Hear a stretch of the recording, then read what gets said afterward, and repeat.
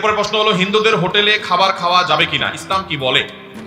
হিন্দু বা খ্রিস্টান বা অন্য ধর্মাবলম্বীরা যদি কোনো খাবারের হোটেল ইত্যাদি করেন, সে খাবারের দোকানে যদি আপনি খাবার খান, সেটা জায়েজ হবে যদি সেটা হালাল খাবার হয়। হালাল খাবার হলে সেটা আপনি কার দোকানে খাচ্ছেন সেটা বিষয় না। হারাম খানা যদি হয়, সেটা ইমাম সাহেবের বাসায় বসেও খান, তাও সেটা কি হবে?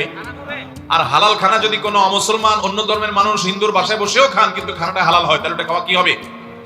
একটা আপেল হালাল, এটা আপনাকে তিনি দিয়েছেন, আপনি খাচ্ছেন। অথবা তার দোকানে গেছেন, আপনি এক বোতল পানি ইনটেক কিনেছেন, আপনি পান করছেন, বা কোনো খাবার আপনি কিনেছেন যেটা হালাল, সেটা হিন্দুর দোকানে বসে খেলে যে হারাম হবে এমন কোনো কথা।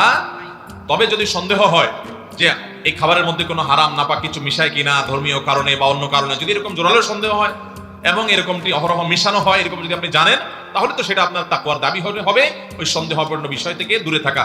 দামা ইউরিবুকা ইলা মা লা ইউরিবুকা, হাদিসে আসছে যেটা সন্দেহপূর্ণ ওইটাকে তুমি পরিহার